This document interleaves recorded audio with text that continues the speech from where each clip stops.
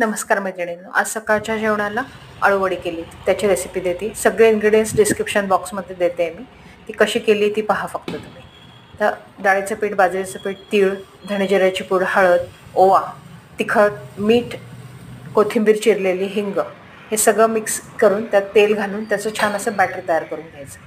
आणि हे जे हिरवी मिरची, आलं, लसूण आणि शेंगदाणे जे दळून घेतले त्या मिक्सरमध्ये ते टाकून त्याचं छान असं बॅटर तयार करून घ्यायचं. हे बॅटर एक तासभर आधी करून ठेवायचं की जेणेकरून ते छान मुरतं, पानावर लावायला पण छान होतं आणि त्याच्याने वडी पण छान खुटखुटीत होते. तर जेवढं पातळ हवं आहे त्या पद्धतीने ते करून घ्यायचं की पानावरनं घसरणारही नाही आणि लावताना त्रासही होणार नाही. या पद्धतीने ते ह्या पद्धतीने करून घेतलं.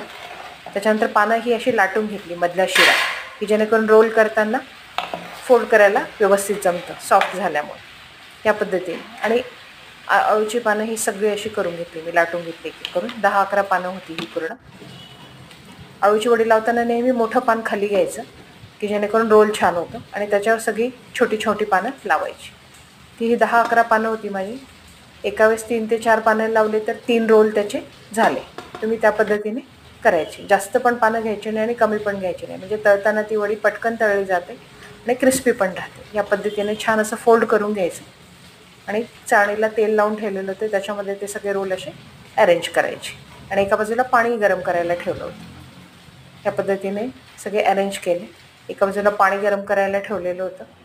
पाणीला छान उकळी आल्यावर त्याच्यावर ठेवली चाळणी, गॅस मिडियम केला आणि 20 मिनटं कंटिन्युअस वाफवून घेतलं. 20 मिनटामध्ये अगदी छान होऊन जाते. या पद्धतीने वाफवून घ्यायची आणि नंतर झाली की सुरी टोचून बघायची. पीठ नाही लागलं म्हणजे समजायचं की झालं, किंवा हात फिरवून बघितला तरी समजतं की ते पीठ शिजलेलं आहे.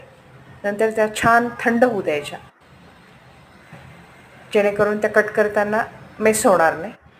थंड झाल्या की छान अशा कट करून घ्यायच्या आणि त्याच्यानंतरही छान थंड होऊ द्यायच्या आणि मग फ्राय करायला घ्यायच्या की जेणेकरून त्या पटकन तळल्या जातात आणि छान क्रिस्पी आणि खुटखुटीत होतात. या पद्धतीने थंड झाल्यावर कट केल्या की तुटत नाहीत त्या अशा छान तयार झाल्या. तेल छान तापू द्यायचं आणि वड्या टाकायच्या आणि वडी वरती आली की गॅस मिडियम करायचा. कुठलीही गोष्ट तळताना एक गोष्ट नेहमी लक्षात ठेवायची की वस्तू तरंगून वरती आली की गॅस मिडियम करायचा आणि बुडबुडे थांबेस्तोवर त्या वस्तूची तळायची, म्हणजे ती वडी थंड झाली तरीसुद्धा मऊ पडत नाही. या पद्धतीने छान गुलाबी रंगावर सगळ्या तळून घेतला.